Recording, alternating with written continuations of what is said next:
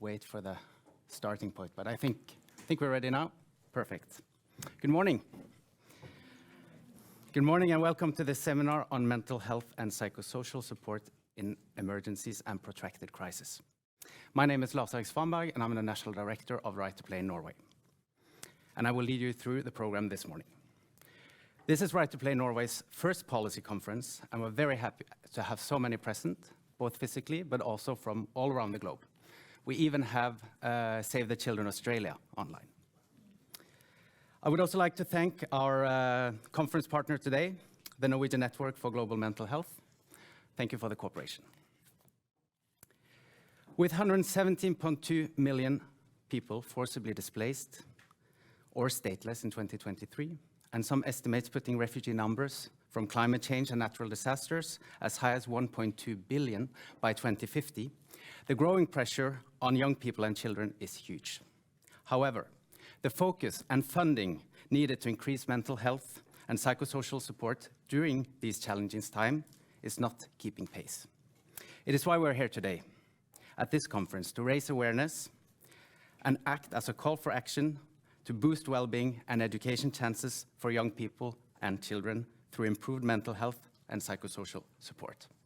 I'm confident that we today will experience fruitful and learning exchanges and discussions. And let's start with a film to set the stage. Our world is under more strain than ever before. Globally, increasing conflicts and growing problems like climate change are displacing millions of children and young people. War, droughts and floods are becoming the everyday normal for many. All of this chaos undermines mental health and well-being and removes any chance of a brighter future through education.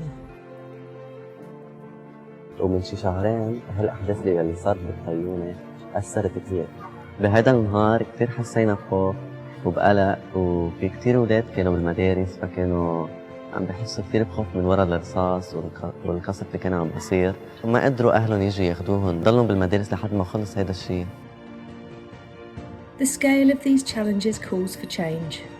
A change that enables children and young people to adapt and be resilient in the face of uncertainty.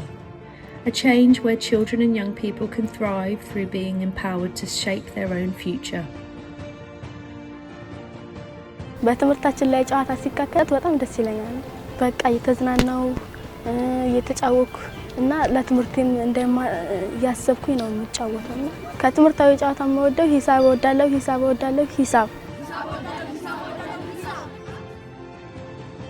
Through mental health and psychosocial support activities, we can reduce mental health risks to children and young people. By integrating these tools into education, we can give children and young people the key to their future, namely, the promise of a quality education. This is about empowering young people and children. This is about giving them back the chance of a brighter future through education. This is about giving hope.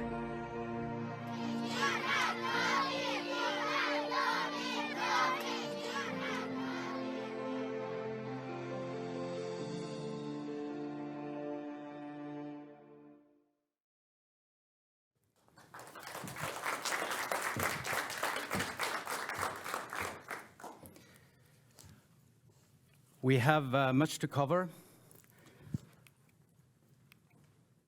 And to start off the line of today's keynote presentations, I have the pleasure of introducing Mr. Bård Vegar Solhjell, Director General of NORAD. Welcome.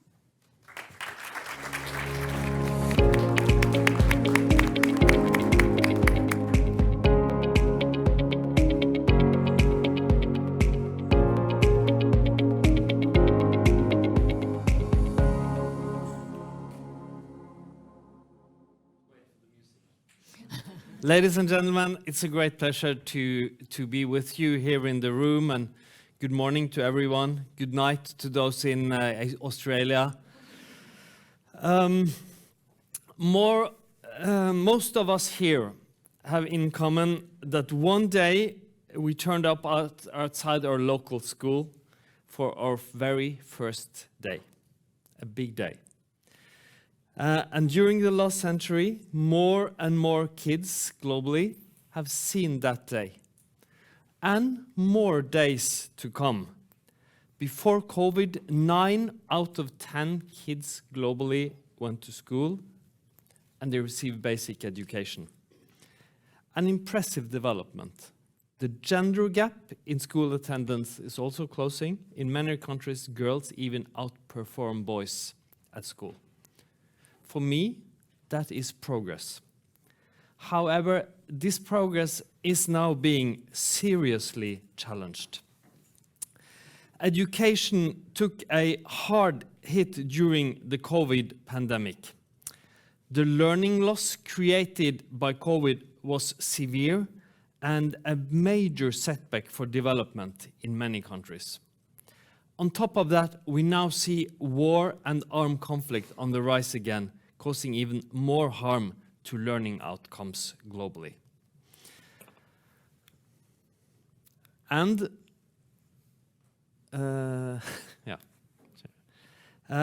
increasingly, war and prolonged armed conflicts destroy education opportunities for whole generation of children, with severe long-term consequences for development.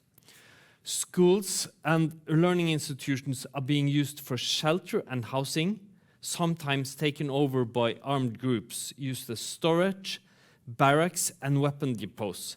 And in the worst cases, school becomes sites of active hostilities.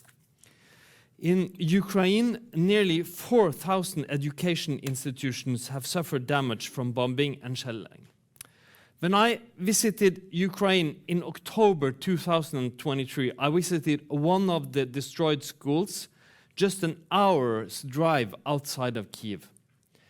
The Russians occupied this building in February 2022 and stayed there for 40 days. Ukrainian books and other learning materials were destroyed. You could see the holes from shells in the school building.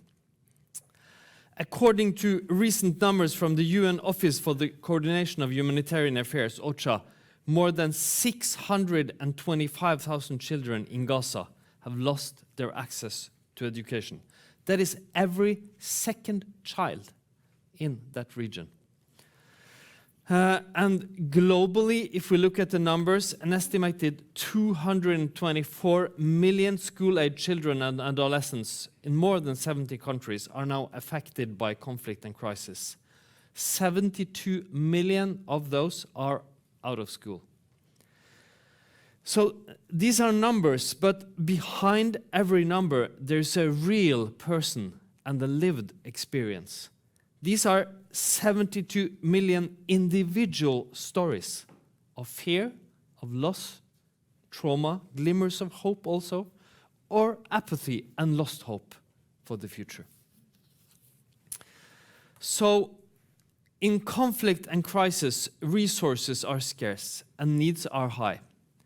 In the fight for survival, food, water, and medicines are essential. But water tanks and food stamps are never sufficient for the well-being of children.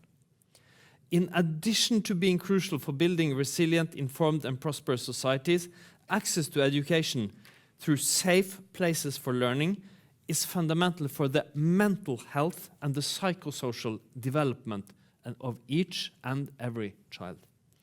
When conflict lasts for months, years, or decades, it is hard, the education cannot wait. It is hard to even imagine the emotional distress faced by the children and youth now living in Gaza. We see the brutal images broadcasted in real time, children who have lost their homes, their limbs, their parents, siblings, even whole families in bombings. How on earth will these children be able to go on without being completely damaged by the traumas they experience? Yet, for the children in Gaza and children in many other humanitarian settings, schools can be a safe haven from the insecurities of daily life. Attending school can foster a sense of normality, stability, and safety. Children and youth in emergency situations can more easily be taken care of and receive the psychosocial support they need if they are in school. We must not forget that even though all children are vulnerable, there are some that are more vulnerable than others. In conflict, children with disabilities may have lost their access to tools and aids that help them in their daily lives. Wheelchairs or hearing aids, medicines are seldom readily available in crisis and conflict situations. This makes them even more vulnerable from attacks and makes it harder to access food and basic amenities. In addition, sexual and gender-based violence increases in times of conflict. We know that girls and young women are especially vulnerable to this type of horrendous violence. The trauma caused by rape and sexual abuse is extremely important to address. Those affected need access to and provision of appropriate healthcare and psychosocial support services. Now, what can the international community do? The Safe Schools Declaration was developed through a process led by Argentina and Norway, with the objective of avoiding military use of schools and strengthen protection of children and education in conflict. The declaration was launched here in Oslo, actually, in 2015. And per 2023, 119 countries have endorsed the declaration. In addition, Norway, together with Niger, played a role in bringing forth the UN Security Council Resolution 2601 that was unanimously adopted in 2021. This resolution condemns the military use of schools and recognizes that use by armed forces and armed groups may render schools legitimate targets of attack, endangering children and teachers' safety and, of course, their education. Despite our global resolutions and declarations, severe attacks on educational institutions continue to happen on a massive scale. The global community needs to step up its efforts to protect schools and children from harm. So, support to education in emergencies has been and still is a priority for Norway. This is also reflected in Norway's new humanitarian strategy that is just about to be launched in a few days from now. In addition, the promotion of mental health and well-being for children and youth is an integrated part of the work of the many global funds, multilateral agencies and civil society organizations Norad partner with, such as the work of Right to Play, the NRC or Education Cannot Wait.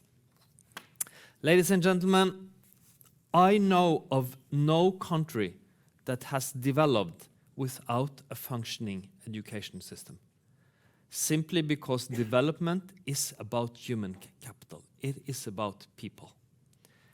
Education is also central to any humanitarian response. Thus, education has both immediate and long-term positive effects for individuals and their communities.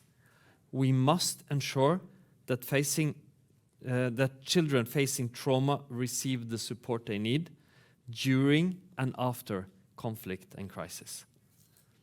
Thank you so much and have a great conference.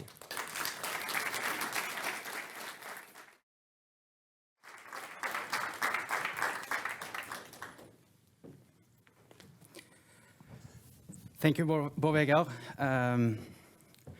for your time and reflections. We now move to Diana Nelson. She's Chief of Education at Education Cannot Wait, and she will participate digitally. So let's hope the technology is with us today. Thank you very much. Can you hear me? We can hear you. Oh, thank you. Good morning, good afternoon, fellow education advocates and champions of hope. And a warm welcome to you all joining us both virtually and in person, and our colleagues in Australia. Good night. We are united by shared mission to ensure that education remains a beacon of hope, especially for the most vulnerable children and adolescents caught in the throes of emergencies and protracted crises. I'm honored to virtually join you today at the Giving Hope Conference, whose mission is jointly shared with us at Education Cannot Wait. I was introduced, my name is Diana Nelson, and I'm the Chief of Education at Education Cannot Wait. I want to focus on a critical and yet often overlooked aspect of education in emergencies, which is mental health and psychosocial support. I will start with by sharing Wada's story, a story of hope and resilience. Displaced from his home in South Kordofan, Sudan, Wada, like millions of children, faced with crushing weight of displacement and lost dreams. But education supported by Education Cannot Wait offered him a lifeline. It wasn't just about literacy and numeracy. It was about rebuilding hope and reclaiming his future. This story exemplifies the power of education in emergencies. But education alone is not enough. Children like Wada, who have witnessed COVID, conflict, and displacement, carry the burden of trauma. This is where MHPSS becomes crucial. I do not have to tell this audience that. I'm sure a lot of us agree. Education in emergencies, as my previous colleague and speaker has spoken, is a powerful tool. But its true potential can only be realized when we address the invisible wounds of crisis, the mental and the emotional scars. This is where mental health and psychosocial support comes in. At ECW, we consider MHPSS a life-saving intervention and a first line of response and support. It is foundational for learning, for building resilience, and for nurturing dreams like WADA's and thousands of children caught in crisis. Since its inception in 2016 at the World Humanitarian Summit, ECW has prioritized MHPSS to ensure that all learners, in all their diversity, can have access to MHPSS as an integral component of their education experience. We know that without MHPSS and social-emotional learning, crisis-affected children like WADA cannot reach their full potential to learn and thrive. At ECW, we promote a whole-of-child and holistic approach to learning, which promotes both learning and social and emotional well-being. ECW is currently providing mental health and psychosocial support in more than 30 crisis contexts globally through our fast emergency response programs and our multi-year resilience programs.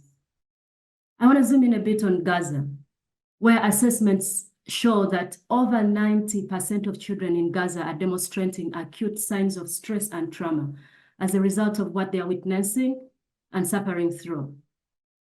Education in emergencies is supporting partners to provide life-saving MHPSS to thousands of these children and their teachers. In 2022 alone, our program supported the training of close to 33,000 teachers to address the mental health needs of learners in countries like the Democratic Republic of Congo, Nigeria, Iraq, Peru, South Sudan, and Sudan, to name but a few. In parallel to our Fast Emergency Response Program and the multi-year resilience investments, ECW is prioritizing MHPSS to support the development of global public goods through our acceleration facility window. This has led to the support on the development of best practice resources, such as the Better Learning Program, with the leadership of our colleagues and partners who are here with us today, NRC, as well as the strategic partnerships with key actors such as the Interagency Network for Education in Emergencies, the Interagency Standing Committee, the Global Education Cluster, the Child Protection Area of Responsibility, and Alliance for Child Protection in Humanitarian Action. These are all important and strategic partnerships for ECW and our implementing partners to ensure that no child is left behind when it comes to mental health and psychosocial support. ECW has been working closely with other actors in the launch of the Nordic Network on MHPSS and the 2022-2030 Nordic Roadmap on MHPSS. This is my way of saying that significant strides have been made, but the journey is far from over. We need to do more. So our message from ECW today is an urgent and loud call to action. Despite all our efforts, collective efforts, MHPSS in education in emergencies remains underfunded, as the previous speaker has also alluded to. The needs are immense. Exactly 224 million crisis-affected children and adolescents require support. We need your help to bridge the gap. We need more long-term flexible funding to sustain MHPSS programs on the ground in all the countries that conflict and crisis are happening. We need increased political and financial commitment to reach all the 224 million crisis-affected children globally. We urge donors, policymakers, and all MHPSS stakeholders and advocates to prioritize MHPSS in education in emergencies and protracted crises. As the mental health of learners in all their diversity can truly not wait. If mental health is addressed in time, these children will become powerful and resilient learners. We need joint advocacy so that we can collectively champion the importance of mental health and psychosocial support for children's overall learning. When children experience trauma and mental health problems that go unaddressed, it hinders their ability to learn in the classroom, no matter how hard teachers try. But I also want to remind this audience that it's not just about children, it's also about teachers, parents, and their entire community who are constantly impacted by mental health challenges. If we do not take action, we risk raising a generation of children who cannot fulfill their full potential. ECW is committed to leading this charge. We have set an ambitious target. 10% of our resources are dedicated to MHPSS by the end of our current strategic period in 2026. We will pilot targeted MHPSS funding in specific countries and continue working with partners to integrate MHPSS across all our investments and our programs. The title of this conference couldn't be any more relevant: The Power of Hope. Together, let's invest in MHPSS. Let's ensure that every child like Wada has a chance to learn, to heal, and build a brighter future. Because when we invest in mental health, we invest in hope. And with hope, education in emergencies can truly transform lives. I cannot wait to hear from all the speakers today and witness what we can collectively achieve when we come together. Thank you so much, and greetings from Geneva.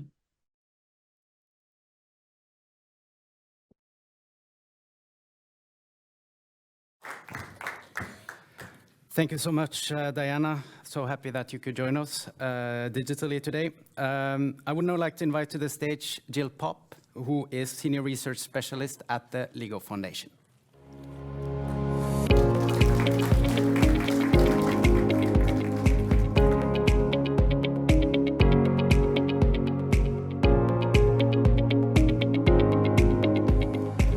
Okay. Hi, everyone. Good morning. Thank you so much for having us here today to talk about the work that we're doing at the foundation. I always feel that I need to make these a little bit playful, so I hope you'll help me and try something new that I'm working on while I give different talks. Are you guys up for it? It means, though, that you'll have to pay attention to what I'm saying. Still up for it? Yeah. Okay. Every time I mention the word play, I want you to do something playful. So it can be a funny face or waving to me, something playful to let me know that you're out there, it's more engaging, and hopefully we'll have a playful time in this next 10 minutes. So now the trick is to say play as much. All right, good. Oh, that was a little loud. So at the LEGO Foundation, we've been working a lot on a new strategy over the past year. And we've really strengthened our aspiration based on things that are going on in the world that were just mentioned by speakers previously. We've done some self-reflection to articulate what's the core of the LEGO Foundation. And we still believe that children can become creative, engaged, lifelong learners who can thrive in a constantly changing world by experiencing the benefits of learning through play.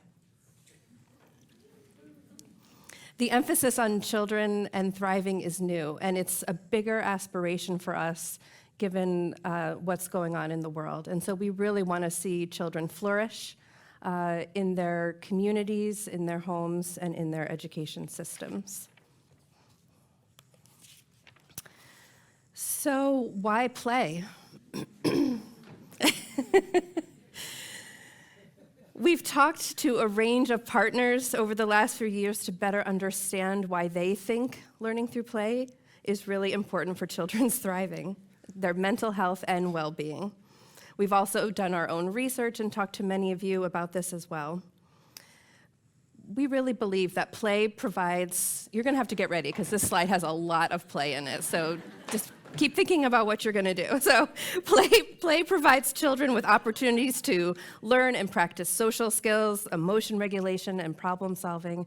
But you all know that, you've probably seen that in the work that you've maybe done with children. Play creates a safe and stable environment for children to feel like they can overcome and prepare for a variety of positive situations and adverse situations. It's a way for them to engage and express their feelings and emotions through many different mechanisms, which makes it a very inclusive approach most of the time. Play can act as an alternative mode. Okay, you're fading here. Play can act as an alternative mode of communication, especially when language barriers exist or not everyone speaks the same language. And so it really provides an approach for all children to be included. What I really love about play is that it helps children feel empowered. It gives them a sense of agency, and even within a play experience, they can overcome certain emotions that they're feeling and practice them out and see what feels better. Through pretend play and playful storytelling, especially with play therapy, we can change our own story. We can reframe what happened and think about alternative endings to how we're feeling and thinking. Play has been described as a process that allows us sort of an emotional laboratory to try out different things for young children, not only young children, but adults that are also engaging in the play experience. So we see all of these benefits of play, but still play, and especially play in mental health, excuse me, is not taken seriously in the community.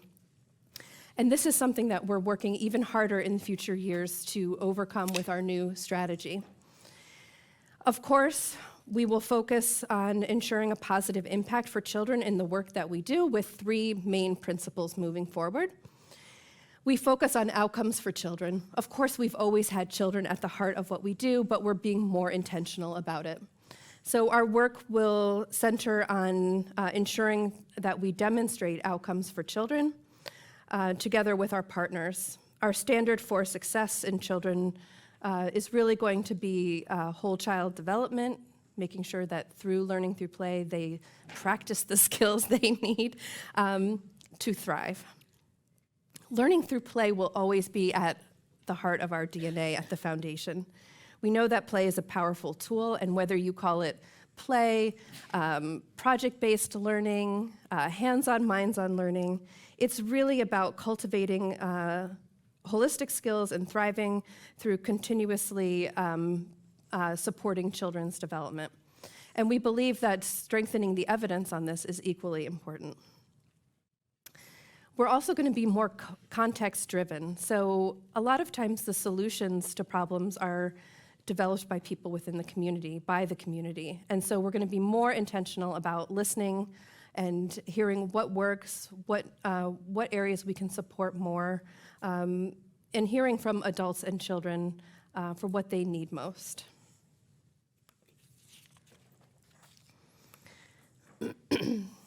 So I have a lot of more learnings for you. The humanitarian team at the LEGO Foundation has also, in parallel with our overall strategy, been working on sort of a landscape analysis to understand how we can be more focused and have a greater impact in the humanitarian sector.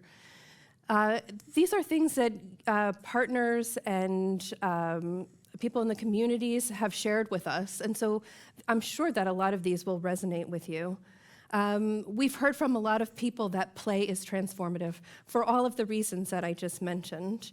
It's important that play supports all children, regardless of where they are in the world, and it helps them to learn to cope with situations that may be difficult.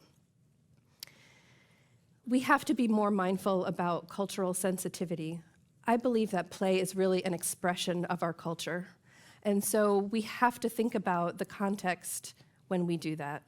What does play look like around the world? It's certainly not one size fits all.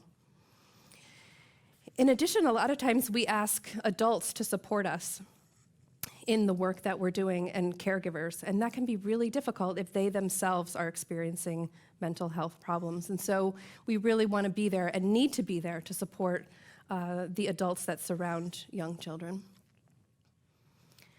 In many of the areas where we work, mental health is still potentially a cultural taboo.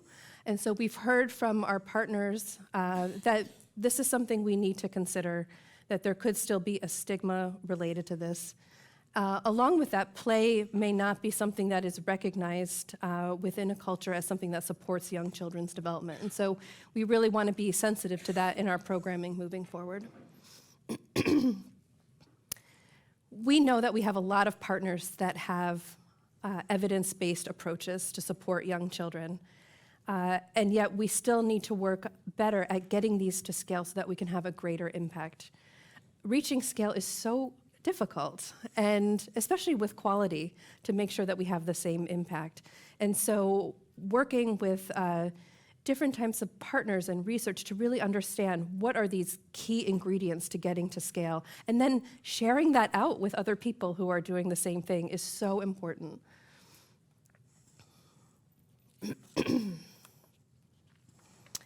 Our Children on the Move team is really starting to focus their strategy in two main areas, and my colleague Susanna, over there, is also from the humanitarian team here today and can talk with you more about it during the break. We will be focusing towards 2027 on MHPSS in education settings and ECD in emergencies. And across both of these, there will be a crisis spectrum of acute, protracted, and recovery contexts, various geographies expanding in the Middle East, complementing East Africa, and adding value to our work that we've done in Bangladesh.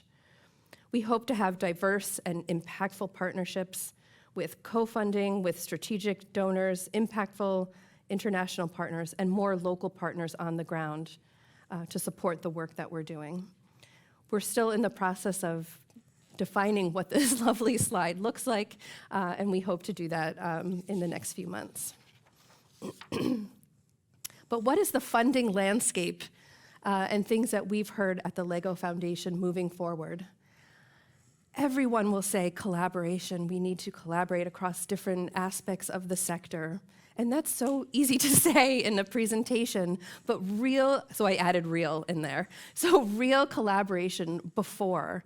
What does this mean? We are partly responsible for this. We send out an RFP and we sort of increase or demand competition among implementing partners to have the most innovative approach and idea, when really we should be bringing all of you together to strengthen the impact that we have for children and families. During the process and during grants, we can certainly, as a funder, have a community of practices where we encourage learning. It doesn't mean that these community of practices need to live on forever, but they should strengthen the collaboration so that we are learning about what's working, but most importantly, what's not working in the field, to learn from each other. And then after funding, I don't think we really think about that as a donor. How can we support continued collaboration so that we have sustainability in the programming and the outcomes that we want to achieve? I think all of that is really important, and hopefully we can move towards that in the future. Flexible funding. I hope we're getting there with that. How can we meet the needs of implementing partners and the changing landscape on the ground? And sometimes it's changing very quickly. And so oftentimes when we sign a contract, we have a beautiful proposal and a wonderful plan, and then things happen, And so how can we be more flexible in terms of annual planning to say, let's reflect on what happened the last year, and let's think about what do we want to do in the next year? What is the demand that is right now? So that we don't have it all planned out from the beginning, that we can be more agile in terms of responses that happen.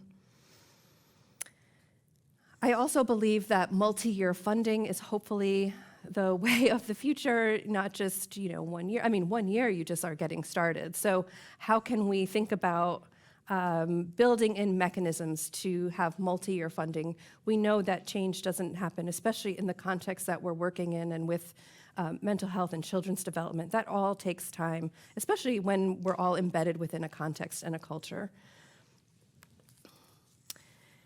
As a funder, we're also responsible, I think, towards sharing the learnings that we have and being a resource for the community. And so I've put a few of these up. We have a couple of leaflets that we've done and some working papers on learning through play, but also my colleague Paul, who couldn't be here today, also mentioned Thriving Through Play, a mental health and psychosocial support classroom approach guide that is also online. And certainly if you have any questions about these or anything I've talked about, you can contact us here.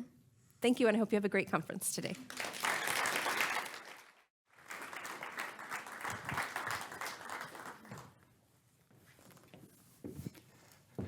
Thank you so much, Jill. Next in line is Ragnhild Dybdahl. She's co-chair at the Norwegian Network for Global Mental Health. Great to have you.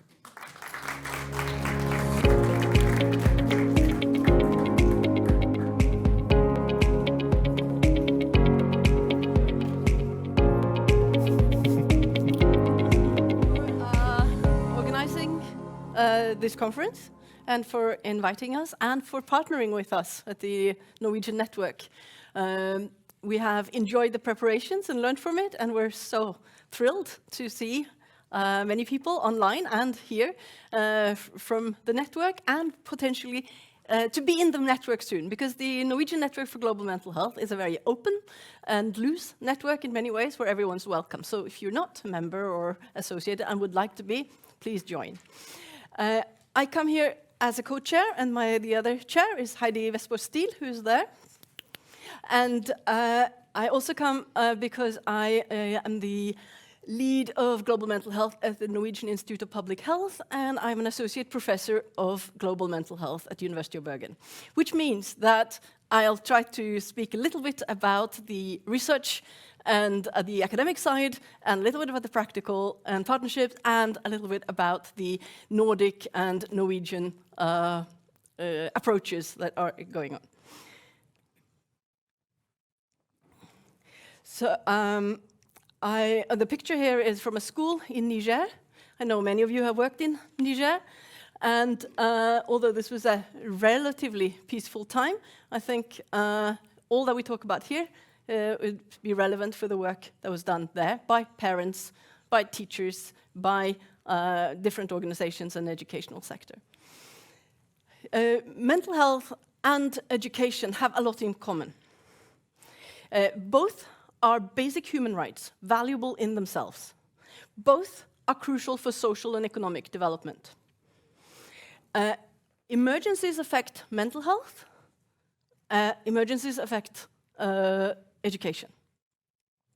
The relationship between mental health and education has already been mentioned several times. And mental health, good or bad, will affect learning and outcomes and experiences and lived experiences of education. And similarly, the other way around, good or bad education, whether formal education, informal education, higher education, early childhood activities, will affect mental health and psychosocial well-being. Mental health is a positive thing. It's the presence of abilities to cope. It's the presence of participating, of contributing to community, of well-being. But the situation when it comes to mental health is in some ways a silent crisis, because there is such a big gap when it comes to needs for support and services. At the same time, mental health is such an important resource, because good mental health is exactly ability to cope with and solve problems, which is what is needed to get out of protracted crises and emergencies as well. And many researchers point to this and say that we must never forget that focusing on interventions or on the teachers or on the schools is important, but not enough, because it's the situation around, bringing peace, ending the crisis, preventing further crisis, is equally important. And to do that, we need both education and mental health. Education, has been mentioned before, is a powerful tool. Powerful tools can be used for good and for bad. So bad education, and we know there's a lot of, and by that I don't just mean that the books aren't good enough. I mean physical and sexual and psychological abuse by teachers, by fellow students, in schools and on the way to school, harms mental health. In Norway, there's actually a relatively strong tradition, both for education in emergencies and for supporting mental health and psychosocial well-being in development and international work. Often it's called something else. We changed priorities, but if you look at activities, that's been there for a long time. When I first started in this field during the war in Bosnia, That's a long time ago, and it was already then an important topic. And I know many of you have been around since then as well. Diana mentioned the Interagency Standing Committee earlier. That's very important partnership, very important also guidelines from the Interagency Standing Committee. You know, many of you will know these guidelines very well. For this purpose, there were two things I wanted to mention. The first is that education is seen throughout as a key psychosocial intervention in itself. Because, as we mentioned before, it can provide a sense of normalcy, dignity, and hope. The second thing I wanted to mention was this layered approach, which is very fundamental for the guidelines, meaning that we need all layers. We need the basic services, shelter and food and water, and mental health and psychosocial support and education in those basic services is important. But actually, education is important and a great potential in all layers. When I first started, when I first saw this pyramid in 2005, when I saw the first draft, I thought, well, which layer where do I work? Okay, I sort of identified quite clearly with the targeted approach, like the family community support. But as years have gone by, I think we will work at all of these, and education plays a role at all levels, also the specialized care. It's not just the psychiatrists or the psychologists or the specialists, because in school there is an opportunity to identify those who need more help than what is provided by play, by a safe learning environment. And that identification is important. I won't go into principle for mental health and psychosocial support, just mention it. I assume you will be able to get the presentation later, so if anyone wants to follow up on that, feel free. There's a lot of knowledge, a lot of experience, a lot of guidelines, a lot of research on these topics. Here are just a couple of resources. In a way, there are two things to focus on. The first is interventions, or what activities, what is done through education and through emergency education that promotes and heals. The second is the setting, the environment that the educational sector provides. When it comes to the setting, the education can provide a space for friendship, for social support, which is so fundamental, can provide a space for coping and supporting each other. And for many children, that will be enough. But schools are also the main location for mental health and psychosocial interventions. In fact, when I looked at the systematic reviews of the field a couple of days ago, by far the majority of interventions are carried out in educational sector. There are some in communities, some in families, some in health stations, etc., but the majority that were reported on were in the educational sector. So how strong is the evidence when it comes to this field? Well, when it comes to knowledge about how trauma and loss and stress affect people, both, as was mentioned before, both children and youth and the teachers and the parents, the evidence is quite strong. We don't need any more studies to show that war is bad for people. This is well established. It affects optimism, it affects social things, but it also affects memory, ability to concentrate, learning in itself. That's well established. When it comes to the effect of mental health and psychosocial support interventions, there's a lot of evidence to show positive effects. But there's also strong evidence that not everything works. So the results are mixed. And when you start going into the results, it's more and more mixed. It shows effect on this, but not on that, for that group, and not for this group, etc. So it means not everything goes. Quality assurance is really important, both when it comes to content and the way things are delivered. There is less effect of mental health and psychosocial support on learning outcome. you would think, we could measure less stress, better learning. But in fact, I've been able to find relatively little evidence on this. It doesn't mean I don't believe it's true, because I do, but we need some proper studies to also demonstrate this. There is not that much evidence on the protective nature of schooling, which is surprising, considering that is what we all know and can feel in our stomach, gut feeling. But as I mentioned, there is quite a lot of support for mental health interventions carried out in school compared to other places, which doesn't mean that it doesn't work other places. It just means there's less done, perhaps. It's what needs to be found out. So I mentioned there are mixed results. Here are some snapshots, mainly from systematic and larger reviews going through different studies. So some studies have found that there is more effect of psychosocial support in the education sector on behavioral problems than on symptom reduction. There's really a great series of studies by Witzetol and colleagues has been carried out in several countries, including Nepal, Indonesia, Burundi, and Sri Lanka. And they also find some effect, but not as strong or as clear as perhaps they had hoped. But they found, for example, that it helped the children who were in the intervention continued to go to school. So they actually had access and continued to be, they stayed in school. And they found a reduced stigma. Stigma was mentioned before, of mental health problems. I could go on, but I shall try to make this a little short.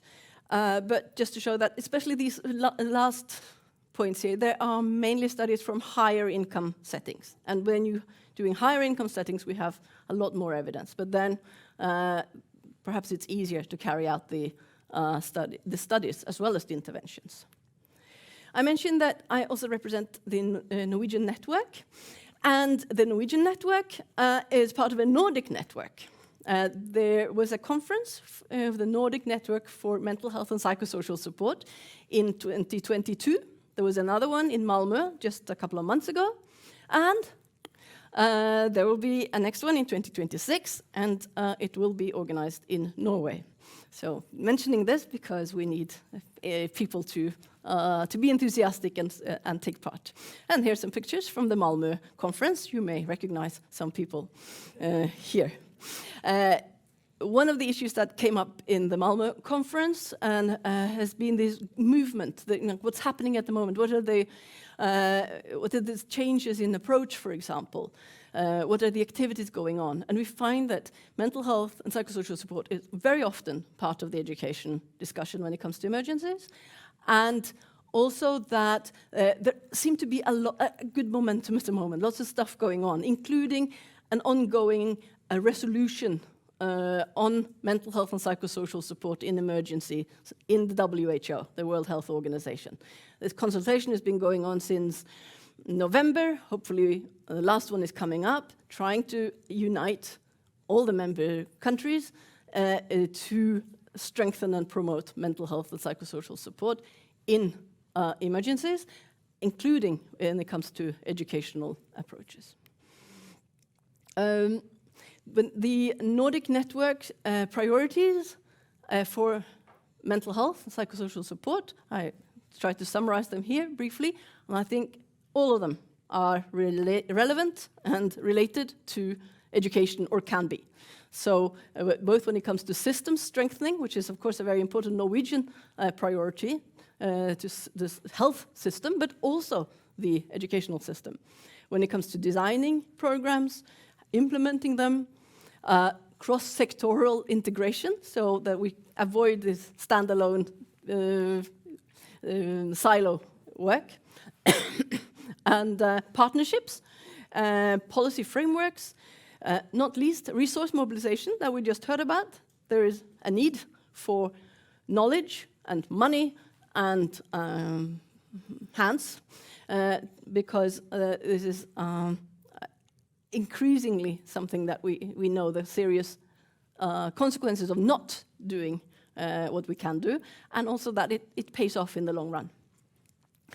In Malmö, there was quite a lot of focus on innovation, on technology, on digitalization, etc., which really opens up for a lot of changes and abilities to reach children and others, and also to evaluate and to learn in a new way. And one topic that always comes up is, to what extent should we focus on trauma compared to life stress in general, other conditions, etc. I think it's going to stay with us, but for the time being. But my take is that there's less hostility and more collaboration and better ability now to see that one doesn't exclude the other. The picture here is also from Malmö, and it's the lead of mental health and psychosocial support in emergency from WHO, Mark von Ommeren there, and Marianne Moncler. So you didn't know that you were going to be an illustration to this talk. So finally, what's my take? You only get the chance to talk. What's my take on what's going on?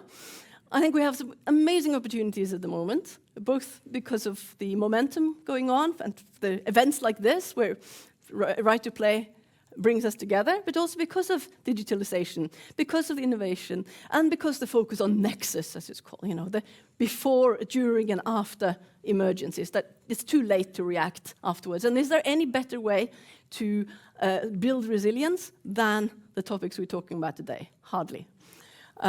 I mentioned that the findings are consistent and inconsistent. They're consistent in that we know that some things are good, some things work. But we need to continue to be critical, work on quality assurance. A lot of the research, because there's a lot, is based on self-report. We still lack hard data on some quite often, and maybe this needs to be strengthened as well. We find that interventions work best when they're integrated, when they're community-based, when they actually involve the communities. That's very interesting studies from Afghanistan showed that community-run schools not only worked better, but they were actually protected better from attacks by Dana Bird. And I wonder, there's a lot of talk of contextualization, localization, adaptation. Do we spend too much time on creating new tools, new ways, new manuals? Should we use what's there? Or is this necessary? The scaling up is a problem. Projects usually work. Big programs long-term are much harder. And how do we get governments, the countries themselves, to invest in their education system how do they do it so that it also protects mental health? Education communities and mental health people come together like this. I think that's one way forward. And also, how do we speak to people who are not interested in this topic, but who have access to money, for example, and the non-converted? That being said, thank you very much for your time, and I look forward to the rest of the conference.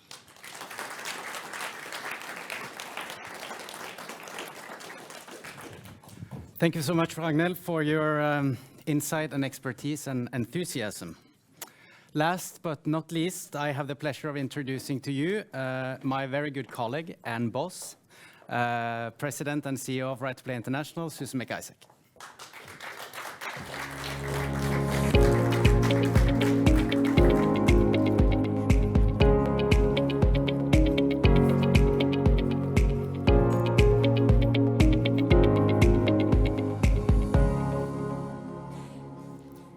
Everyone, and thank you for coming to take part here and online in the Giving Hope Conference.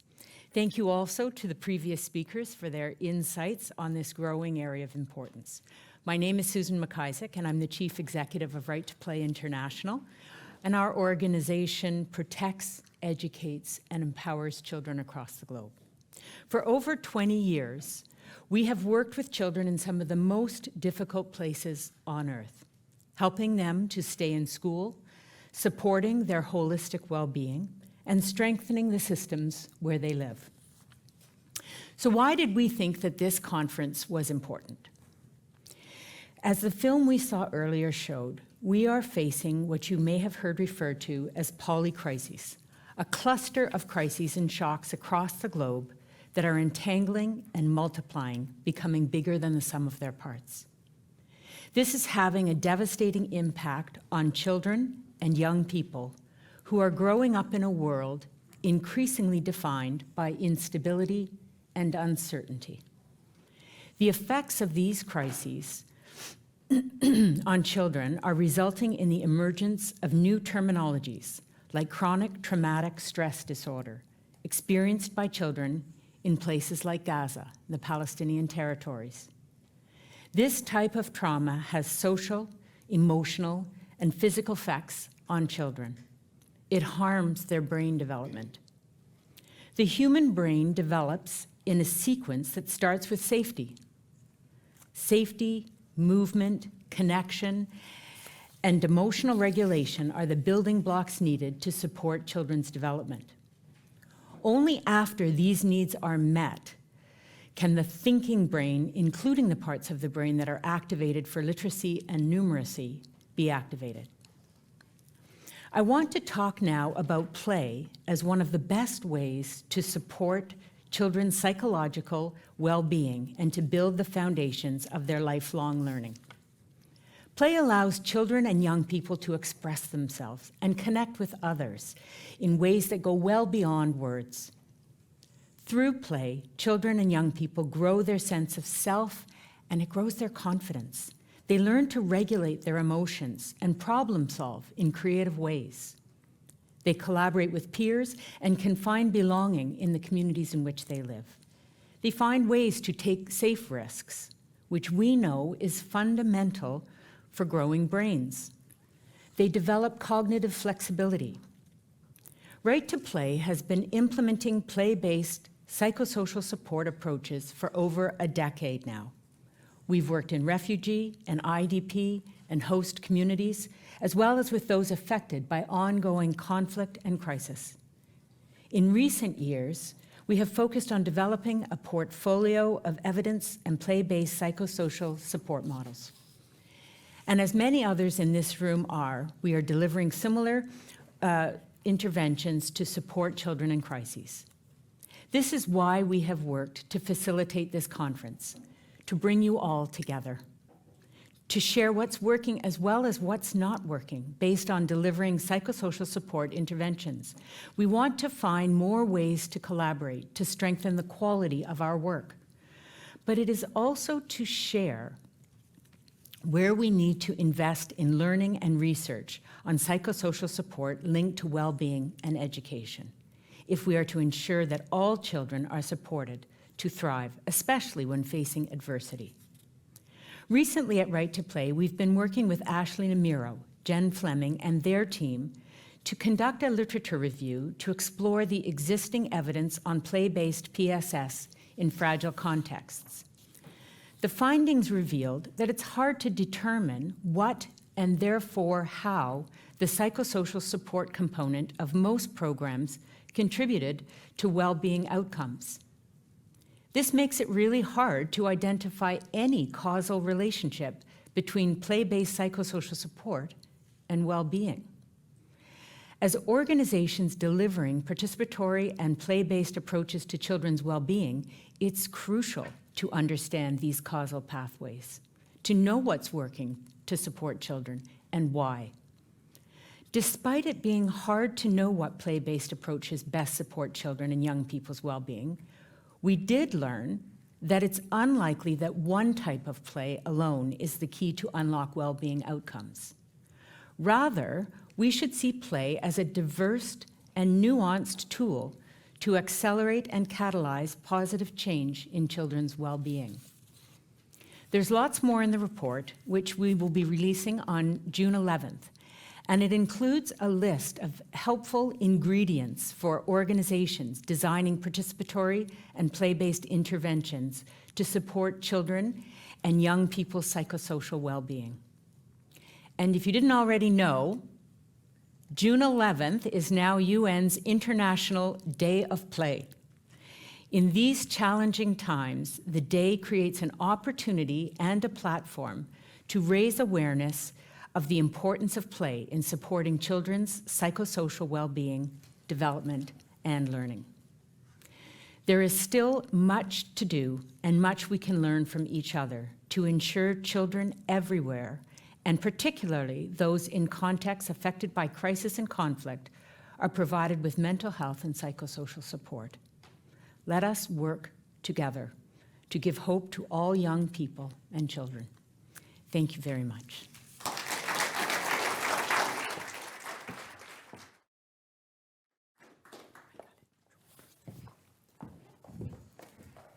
Thank you so much, Susan. Great to have you in Norway.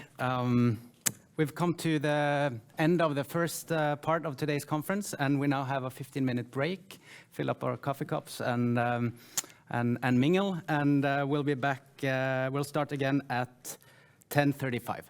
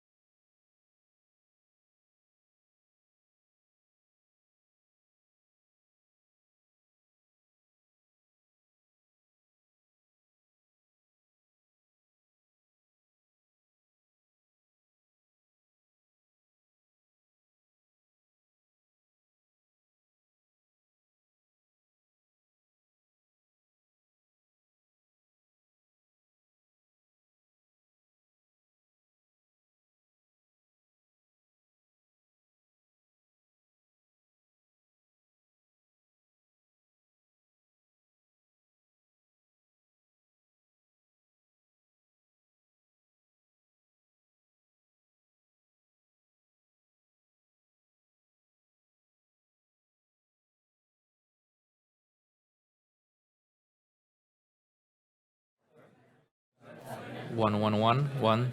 Test.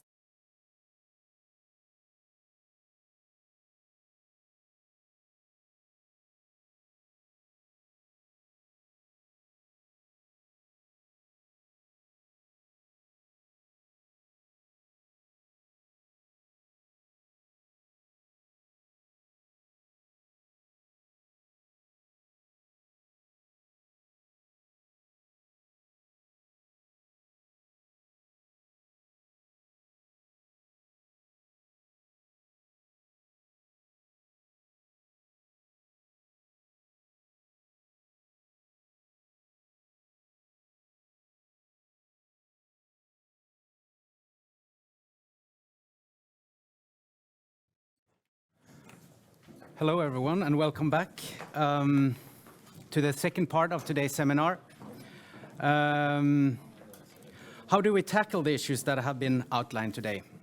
With the title Problems and Solutions, Different Perspectives, we will now have a panel debate moderated by Hector Ulloa from Global Student Forum, and he is also Education Cannot Wait Youth Board member. Welcome, Hector.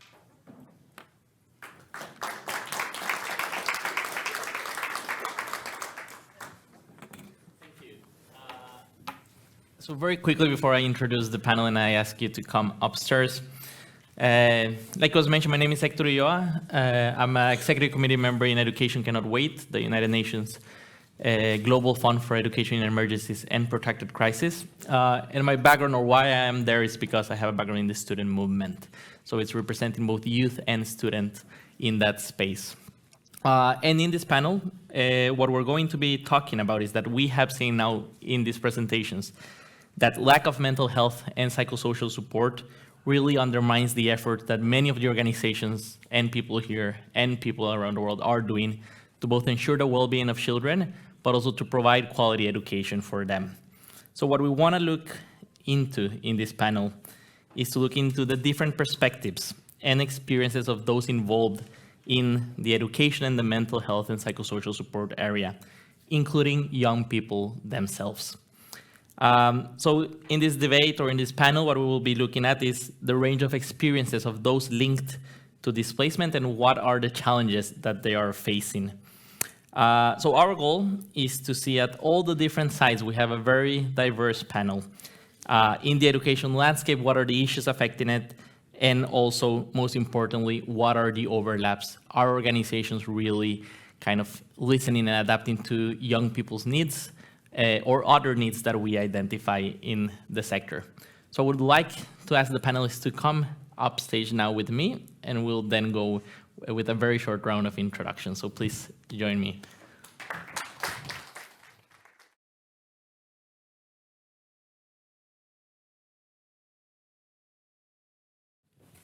Online as well, so Patience is joining us online. So very quickly, we'll start with you, Camila, Global Head of Psychosocial Support in the Norwegian Refugee Council. You have been spearheading the expansion of UNRC's classroom-based psychosocial support, the Better Learning Program, across the more than 30 countries as part of the Right to Wellbeing 2025 initiative. So you have a long career spanning 24 years working in countries like Burundi, Liberia, Somalia, Jordan, and Palestine. So we'll start with an introduction by you before we move forward to the next panelist. So the floor is yours. Good morning to all. So introduction in what generic? We had the yes, okay. No one, yeah. Mm. So basically, thanks first of all to Right to Play for having invited us. I think more and more at this time in history, we are called to work together, do more with less for the multi-crises that are around the world. I could start with just giving a sense of why is it needed to shift to really think how we do education in emergency, integrating psychosocial support. I think that there is no education in emergency without psychosocial support. It's as simple as that. It took quite some years for the sector to realize that this is an integral part of any education in emergency intervention. And as a few have already mentioned today, it's a precondition to learning. Without feeling well, we cannot expect children to think about maths, Arabic, literacy, and numeracy. Now, maybe starting from, we were in Chad, Sudan, Ukraine, kicking off with the Better Learning Program. And just lately, in October, November, I met in Amman with my UNRWA colleague, Frost Dabit, after the Gaza new war. And we were just sitting and say, what do we do? This is just over our heads. We've been in the sector for 20 years, but the needs are immense. What do we do? And I think that's when research helps. There is my favorite statistics that goes back to the fact that it's proven that if we provide adequate and immediate psychosocial support, there is a 70% chance that children, adolescents, do not encounter mental health problems. This is so we went back to research, went back to that statistic, and maybe I'll just stop it at this point by just reading a quote from a 14-year-old girl, always in Gaza, saying that I lost my beloved doll during the war, along with everything we had in our home when we fled. Since leaving our home, these activities have led me to fly like a butterfly, transporting me away from the horrors I witnessed. Engaging in these activities has brought me a sense of calm and fulfilling my love for my family. They have also given me hope that we can survive. Now, we don't know if this 14-year-old child will survive, but what we know is that with the minimum basic play, psychosocial support, we can open that hope, and this is why we're here all today for the conference that has this title. Thank you. Thank you, Camilla.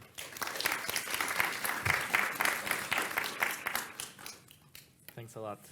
And now we'll move onwards to Jennifer Roberts. You are UNHCR's technical lead for education in emergency contexts and also situation involving large-scale rapid displacements within UNHCR's headquarters education section. Also, wide experience, you've been in the global education cluster. You're also a member of the Interagency Network for Education Emergencies Steering Group, now representing UNHCR.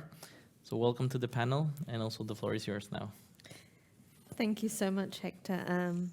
I think, we've heard so much today about the importance, and I think we're all converts to the idea of the importance of integrating mental health and psychosocial support into education, but into our responses more generally.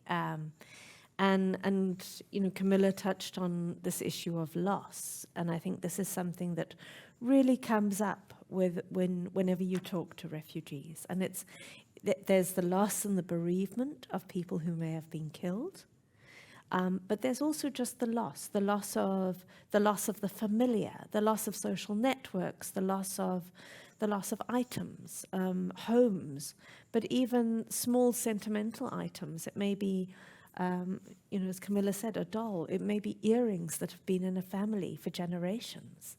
Something so small, but yet so significant. And so all of these issues need to be factored into how we think about the issues. That every refugee has experienced a sense of loss, and that that sense of dislocation and uncertainty and the stresses that brings. And, you know, just life in a refugee camp can be a profoundly stressful event. You know, just living in crowded, insecure conditions. So it's so important that we look at how do we embed that, not just in education, but across responses. And I think we'll come to some of those discussions a bit later. Thanks a lot, Jennifer.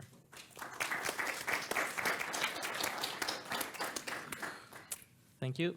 And now we will move actually online, where we have Patience Agbamu, CEO of the Sterling Inclusive Education and Development Initiative. Thanks for joining us digitally, Patience.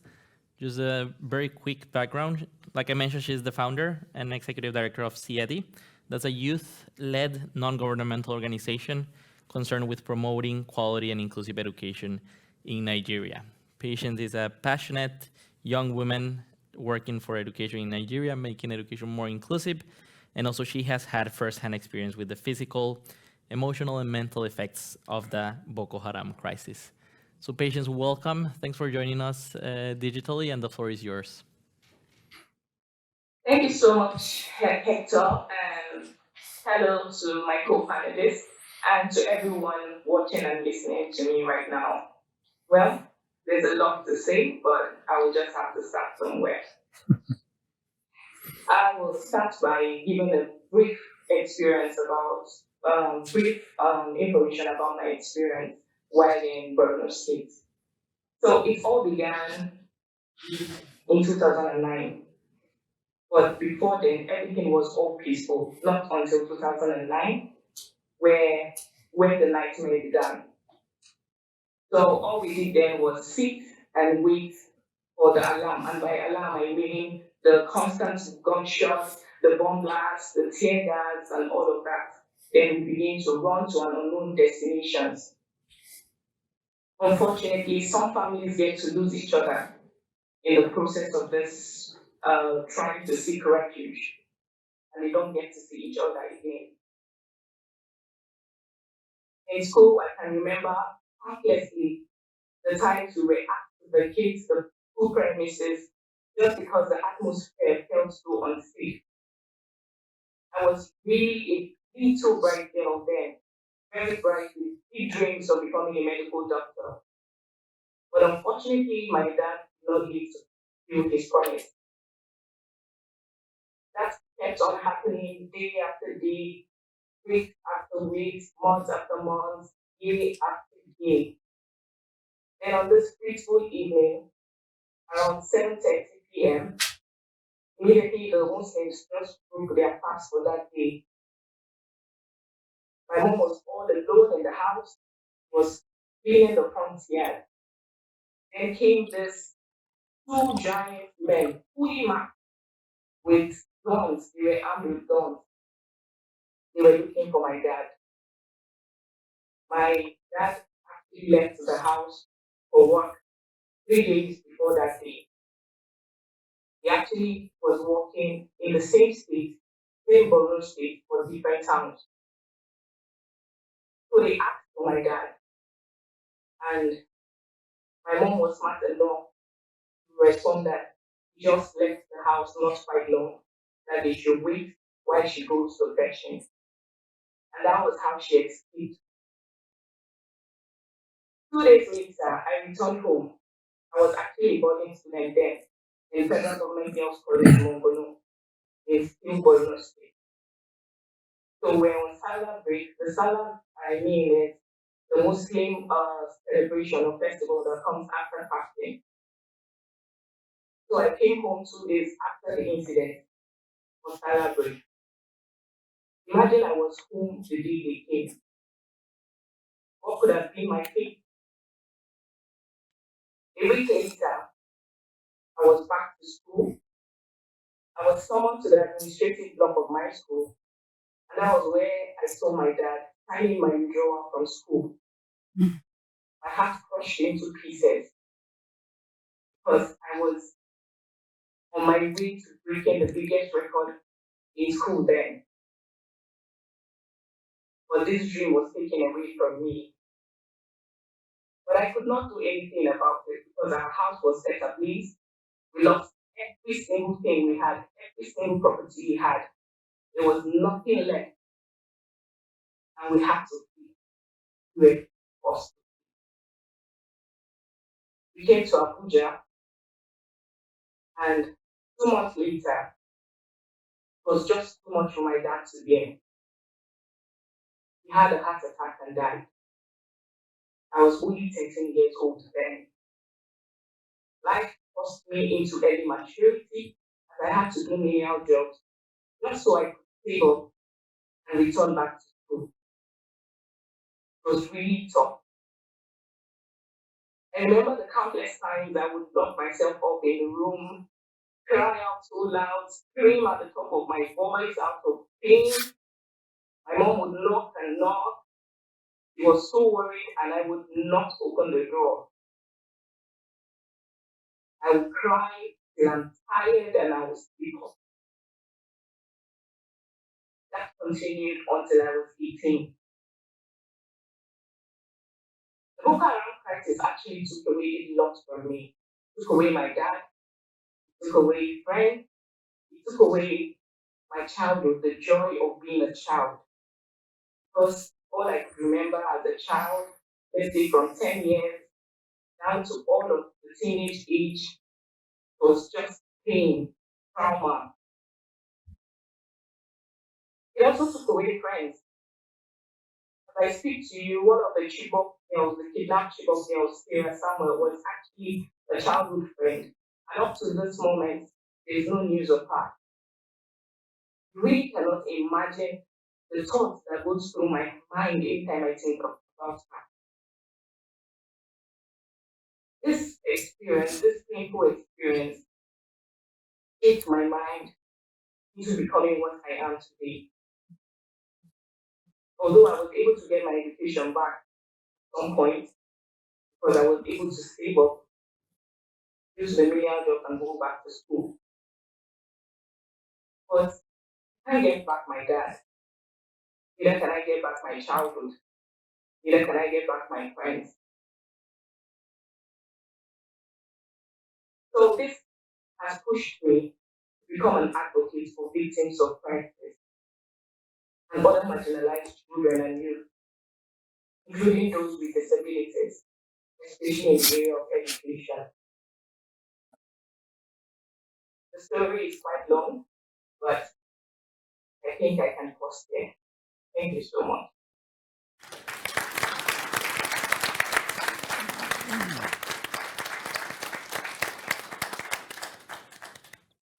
Thanks for sharing your story with us, Patience. I forgot also to mention at the beginning, Patience is a member of ECW's Youth and Student-Led Subgroup, which is the student and youth constituency of Education Cannot Wait. So her organization and she's participating there.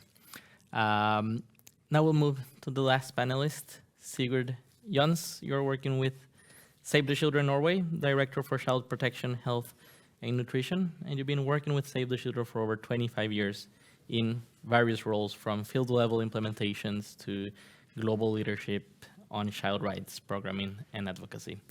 Welcome to the panel, and the floor is yours. Thank you very much, Hector. I'm also a grandfather to 2 little girls, and they bring a lot of play into my life.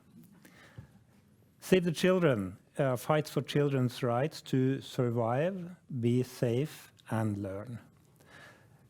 My responsibilities are mainly with survive and be safe, but we work really closely together with my dear colleagues, being responsible for learn over here. And over the last years, we have significantly increased our emphasis on MHPSS as a key issue, cross-cutting child protection, health, and education. I don't think I need to repeat the seriousness of the issue that we are talking about. But as you all know, I mean, I feel I'm talking to the converted here. It's a global issue, MHPSS, and yet it remains stigmatized in most countries and underfunded. I'll talk mainly about Save the Children's experience with MHPSS in conflict and crisis. And perhaps I should rather say a little bit about what we can do. And education, of course, is perhaps the most important part of that. We are always very concerned about listening to children. What do they prioritize?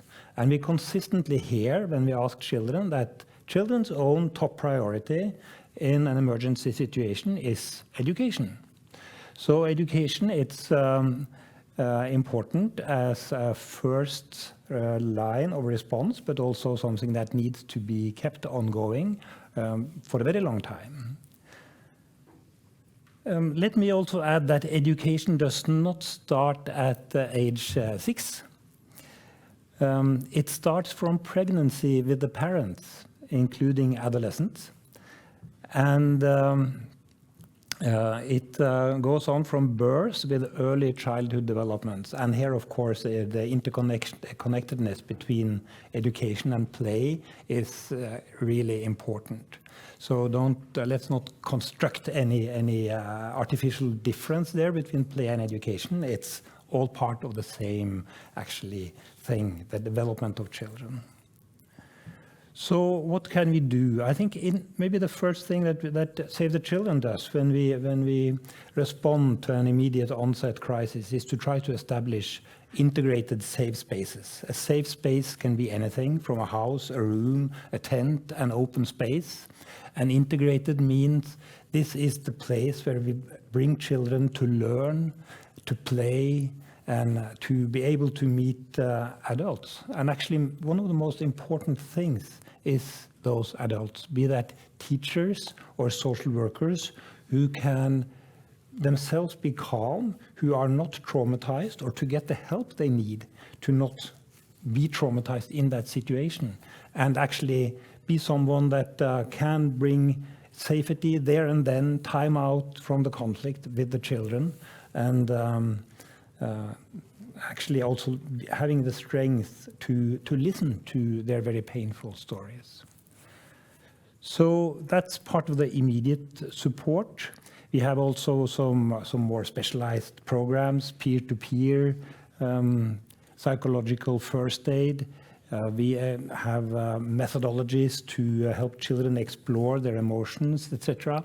One nice little example from Gaza very recently is how, even in a situation like that, we can do something. And the example is that children, they had balloons and they had something to write with, and they could write their difficult thought, their pain, their sorrow on a balloon, and then the balloon were sent off. So it's a small thing, but it probably helps. We believe it helps a little. So from immediate support with MHPSS, aiming at creating external safety and inner security, to long-lasting support based on the understanding of individual needs of each child. That's how we try to do something about this. So let me stop there.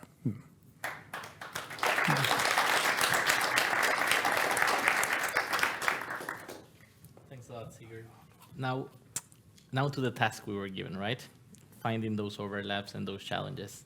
I want to start with you, Patience, because you have mentioned that you lost school access, you had to relocate from an early age, and also that is the motivation of your work. So you both have lived experiences, but also you work continuously with this topic.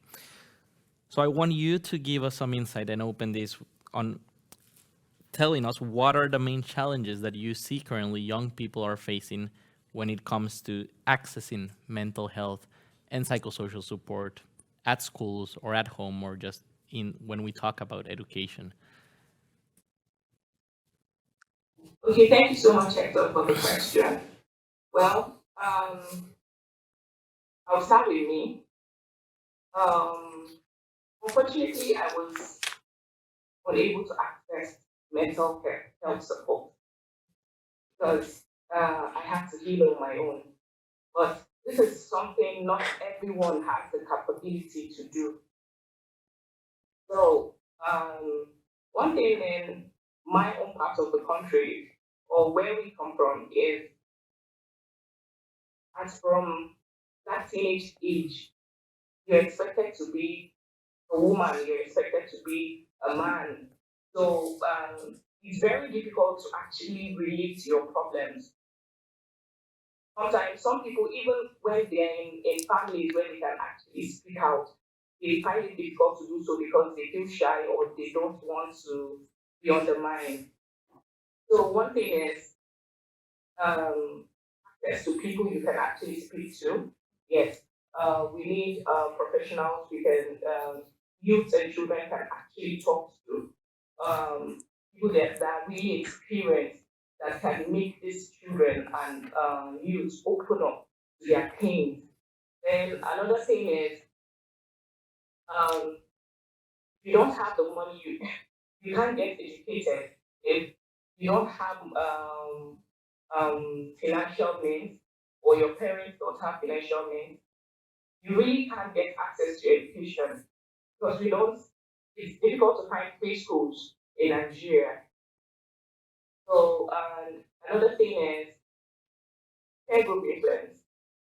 Most of the times when these pains come or when it's difficult to control, you see them being influenced by friends. Some will be so pressured to the point whereby they can begin to engage in cyber crimes, begin to do all manner of crimes, just to feel better, just to provide for the house, just to relieve themselves of such pain. And some of these persons in the process of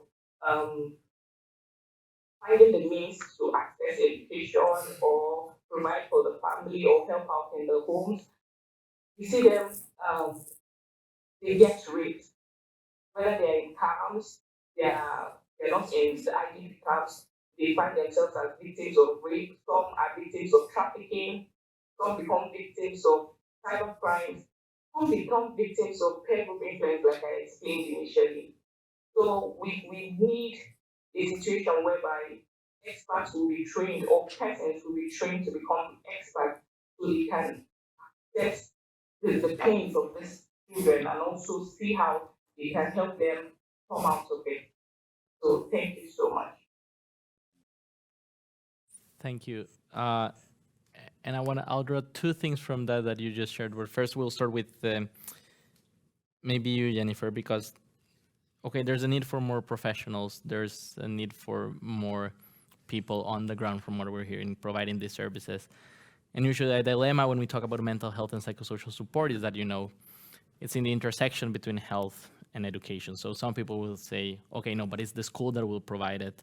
But then the school may provide, no, but it will be the health sector that will provide it. And it's this dilemma of everyone thinking someone else needs to give it, acknowledging that it is important, but no one taking that step. So if you have some reflections about this dilemma or tragedy of the commons that we see when no one provides it, but everyone agrees that it's important. Thank you, and so important.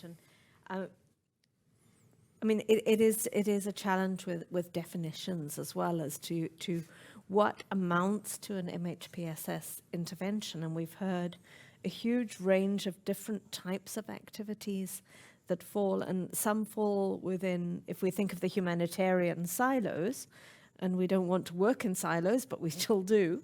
After all these years, you have education, you have protection, you have the health services, and all are somehow engaged. And even the idea of just giving people a sense of access to services with dignity is part of a mental health intervention. And so it becomes a little bit of a definitional challenge of where do those boundaries lie? And then in terms of the implementation, there's a huge focus on inclusion in national systems and working through national systems. And so we have our humanitarian groups and pillars. We have the ministries who also may divide up certain things differently. And so you may need to have counterparts in health, the Ministry of Family, or its equivalent, as well as the Ministry of Education. And even you see this crisis happening within those ministry lines. So it does become very blurred. And so for us, you know, there are those interventions that are labeled MHPSS, but something like creating a school where you are free of xenophobia. And it creates a welcoming and non-threatening environment. That's a very significant intervention in terms of making people feel welcome, having the control, having the agency that others have mentioned. So I think this is also, not only is it an way things are organized, but it's also the fact that the interventions are so broad and can be so overlapping. And so I think it's really about, the one is about coordination, about defining, sharing more information on what is actually taking place. And also just maybe just to refer to that one of the tools that is available is the minimum service package for MHPSS in humanitarian contexts, which is intersectoral. It's something many of the organizations here were part of. And I think that helps give a platform, but it doesn't solve the problem of who's doing what and how do we define those barriers, those boundaries. And sometimes those can be donor-driven and donor-influenced. And I think we also need to push against that and sort of really bring out the range of interventions that are taking place, even if they don't have a formal label of MHPSS. Thank you. If you have any comment, just make yes, Sigurd. I so much agree with you, and I think to keep it simple, the most important thing to tell the teacher is just be a good teacher, and there's so much MHPSS in that. Thank you. And now, since you mentioned teachers, because we were just talking with Camila before that there's something that has not been mentioned here. There's a need for more professionals across sectors. The problem, of course, usually funding, right? Shrinking funds, more people that we need to reach. And how much tasks can you put then on the same professionals, and what are the working conditions for these professionals? Is something that maybe you can have some reflection on that. What's the role that teachers play here, and what's the conditions for these teachers? Yes, and so many times when you start in a country and talking to the community, talking to the teachers, the parents, and the teachers, they look at you and say, no, not another program. Don't give us more. Don't give us more to do. We are overwhelmed. There's so much. But the trick is really to start doing psychosocial support. And when you apply, structured techniques inside a classroom, you're really helping the teacher, first of all. So the INE, the Interagency Network of Education in Emergency, did a mapping. There were 130 resources on teacher well-being, but mostly not relevant to context in crisis, and therefore the need to develop a teacher well-being framework. So the principles that underline what does teacher well-being, of course, they go around the job stress, burnout, job satisfaction, money, do I get a salary, is there continuity in can I continue teaching? It's about also professional self-efficacy. So what are the tools that support me to work in a classroom where there are children who are suffering from acute levels of stress and trauma? How can that ease my job to feel accomplished and receive the attention in a learning environment? And also it's about the social, emotional competencies. So I think that we talk about children well-being. Ragni spoke about very little research that connects well-being to improved learning outcomes. And I have some examples there later maybe. But also the teachers need to be part of that conversation together with parents so that we holistically talk to all the actors that are part of the education response. Thank you. Patience, how are these conditions for youth-led organizations, and what are the challenges there, and what do you face when working in this area as an NGO that is working with volunteers that are also young people that maybe have also experienced this themselves? If you could give us some insight into that. Okay, thank you so much for the question. So the thing is, one major challenge we experience is funding. Of course, as youth, we are known with innovative ideas. We have a lot to give out to the society in terms of growth and development. But when it comes to how to implement these ideas, it becomes a challenge because, of course, as youth, we don't have much access to finances. So funding becomes a problem. And the thing is, in my organization, the way we actually raise funds basically is by contributing a minimum of 1,000 naira. 1,000 naira is, I don't know, maybe $1. I'm not really sure now. So how I started the organization or the initiative was by mobilizing about 50 youth to contribute a minimum of 1,000 naira monthly for the education of these children and of course youth. So most of us are actually volunteers. Most of these youth are not really working. Even if they have something doing, it's just something very small. And you can't really say it will provide enough. And even some of these teachers at the IDP camps are actually volunteering because they don't have much, they don't receive much. Some of these IDP camps are not even recognized by the government. So it's really a tough one because we're working towards seeing how we can get more funding so we can implement the ideas we have, because these ideas that have to do with helping these children, especially in the area of mental health, and of course giving psychosocial support. So how we go about doing it is by inventing plays. We come to the IDP camps, of course, because I was born and brought up in Borno State. Hausa, I understand Hausa, and I understand a bit of Kanuri. And the IDP camps we have in Abuja are more populated with Kanuris and the Hausa speaking ethnic groups. So when we come there, because of their experience, they see us as strangers. When you come, who are these people? They are dressed in white. Oh, they are dressed in blue. What do they want? Some will feel comfortable while others will not, especially when it comes to the parents, because they will be like, oh, what's this? For someone who has experienced the crisis, we are always at alert.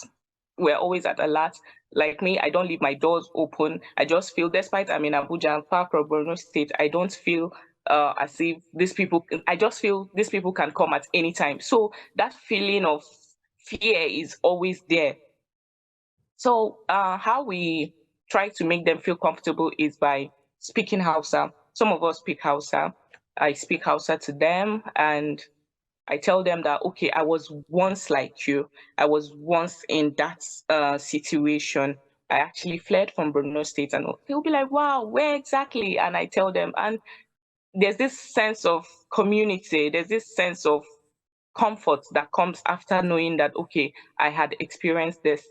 So knowing fully well that I have experienced it makes them comfortable, and knowing fully well that I speak their language, I can communicate to them using their own language, makes them more comfortable. So we play with them, especially the children. We play, we sing, we tell stories. And for the parents, we see how we can work towards getting experts to speak to them, mental health experts, to carry out sessions. And we also empower the youths through the help of the Justice Development and Peace Commission, is actually an organization under the Catholic Archdiocese of Abuja. So they do have this entrepreneurial empowerment programs every year. So we see how we can carry out assessments on people that want vocational skills.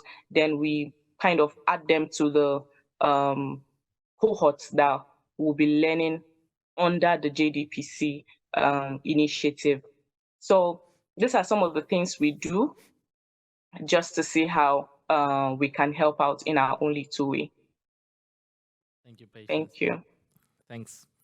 And now moving also from what we hear, there's the immediate need, but there's a lot of things that then stay with you, right? There's traumas that children face, and there is also a need to attend to those traumas. I know that Save the Children has experience with this kind of like focus or trauma-focused interventions. So maybe if you could give us some examples, Sigurd, how does this look? Why is it important to focus on the traumas that children are facing in these situations? Thank you, Hector. And I'd like to start by saying that children are not only victims, children are incredibly resilient and resourceful. And I think Patience, you demonstrate that for us right here and now. And that's important to have in mind when we talk also about the risk and what actually children are exposed to. And starting with Gaza, 17 years of blockade, no child in Gaza has known life in peace. Since October 7th, the situation deteriorated to unprecedented levels. So according to a recent report by Save the Children called Trapped and Scarred, by those who are interested, almost all of Gaza's 1.2 million children need MHPSS. Save the Children, we often ask children to picture places and people who make them feel safe. But if everywhere they have ever felt in safety is damaged or gone, the people dead or harmed, they struggle to picture what the idea of safety looks like now or in the future. So the children are traumatized, and symptoms that we see can be fear, anxiety, eating disorders, bedwetting, hypervigilance, sleep problems, introversion, regression, aggression, clinging to parents. It's a really serious situation. So that's where we can try to create these safe spaces and try to support the teachers, the social workers, to actually be there for the children. And with quite simple means, start to do at least something. But it's going to be a long-lasting challenge. If I can also use a few minutes on Ukraine as another example. The UN estimates that it's more than 3.5 children now in Ukraine living under severe to catastrophic levels of needs across the country. Children in cities and frontline areas have been forced to spend between 3,000 and 5,000 hours, equivalent to 4 to 7 months, sheltering underground. So again, what can we do? I mean, when children spend most of the time underground, that's where we need to be, with the teachers, with social workers, arranging for play activities, and try to help a little. And we can't stop the war, but we can try to address the issue. The most important challenge for us, maybe not for the congregation, but for the rest of us, is to really understand how basic the need for MHPSS is across the board in conflict and crisis. Yeah. Thank you. And we're moving closer to the end, so I just want to give a heads up that we will open for questions, both here in the room, but also online. If you have a question, you'll be able to send that via the chat, and we'll have it read up here. Because there's nothing worse than saying, now we're going to Q&A and having no hand being raised. So now you're all advised about it. But maybe continue on the trauma-focused interventions. NRC also, this is important in your work. If you could share some perspectives on that, Camilla. I think, so for us it's been like a 12 years journey. We started focusing on trauma-induced nightmares, and this was a very niche type of intervention with a very specific group of children who were living in context of acute stress and trauma. Then the idea was, okay, this is great because the results are incredible, but we're really targeting very few children. We need to open up the space for more children. And so together with the University of Tromsø, in collaboration with them, we then went from the top of the pyramid down to the basic service and opened up the intervention based on the 5 recovery research universal principles that most of us know about. Anyhow, started with opening up to the classroom with sessions, structured sessions that could go be taught by teachers. Then at a certain point, so we had reduced nightmares, increased well-being, but still, if we call a program better learning program, we should be able to say how is it supporting, how is it improving learning outcomes. And that's when more focus was put on a third manualized approach, on really looking into the executive functioning, study skills, let's say not in the immediate emergency, but soon after. And that's where we had, again, we go back to Gaza, a randomized control trial longitudinal research that showed that children who had gone through this program had actually improved in all the factors that were measured, including academic achievement. A comparison was made with the scorecards, national tests between the group who received the program and the group who did not, also after 6 months, and still results were showing that there had been improvement in those factors. So true that the research is very little and minimal, and we're still in the journey.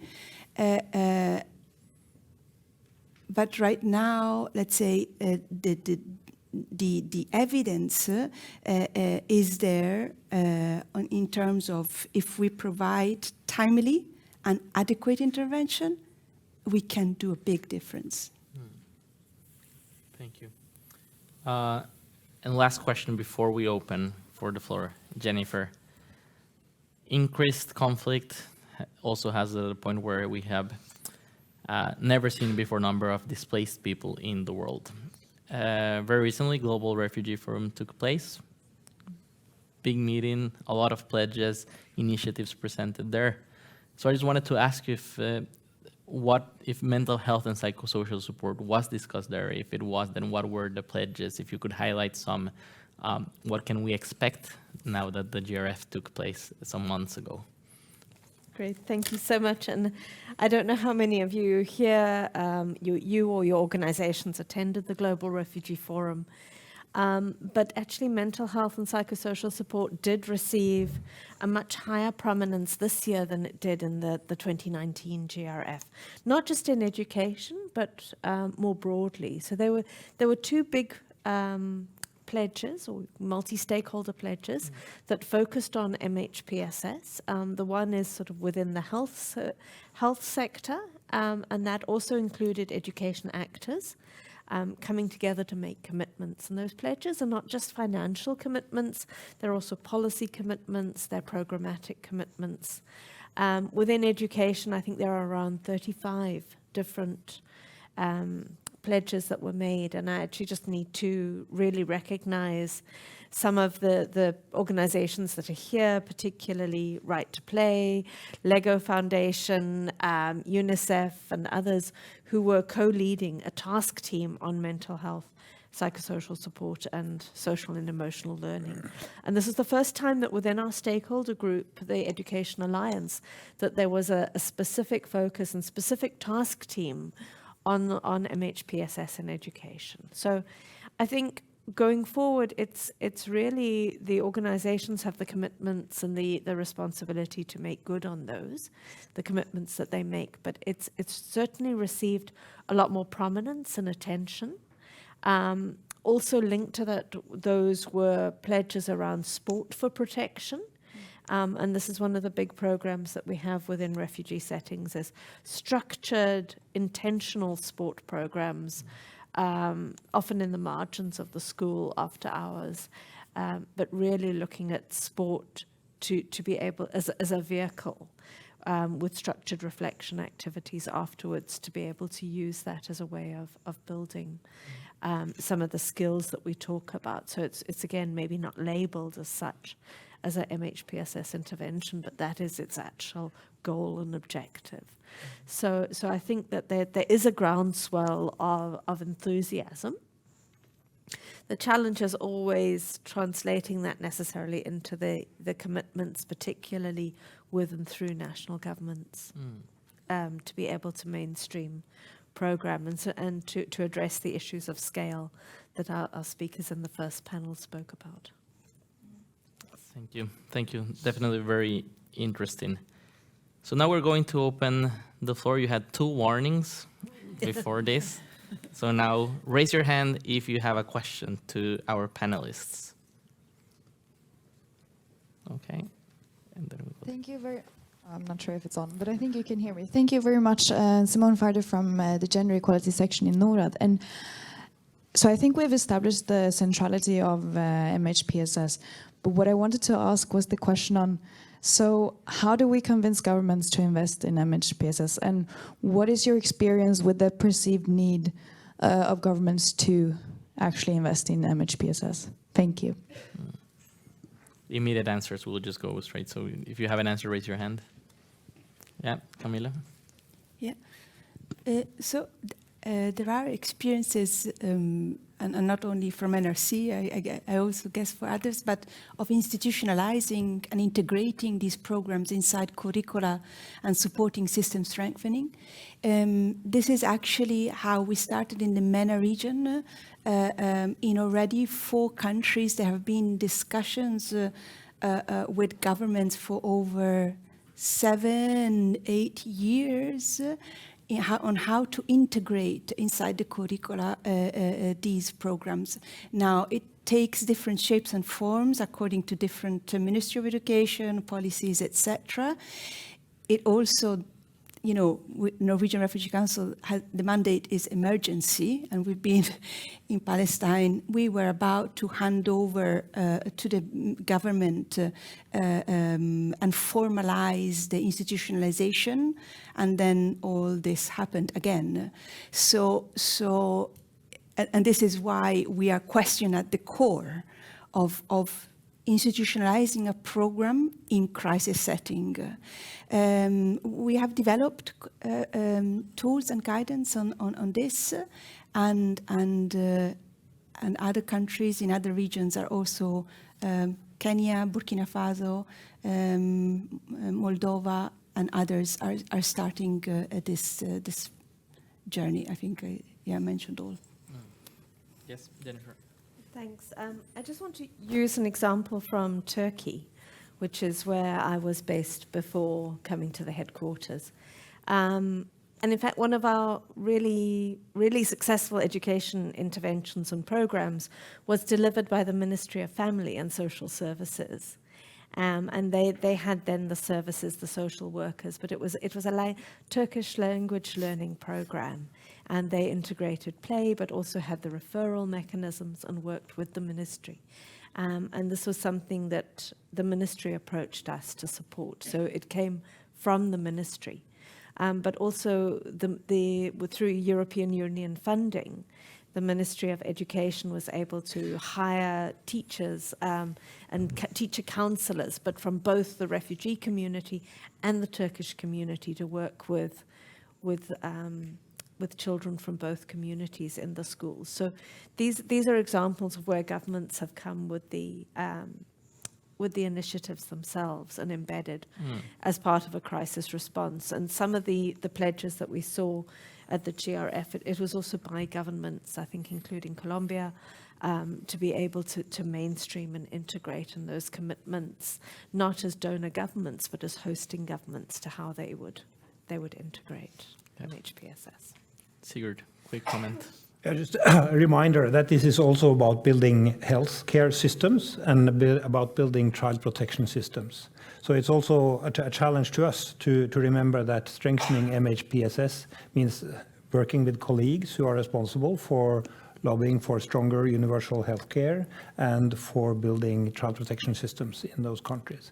And it's perhaps an even heavier lift than what we are doing in education. Thank you. We'll go to the next. Yes. We'll go this way just so we balance the room, and then we'll go back here. Yeah. Hi, thank you.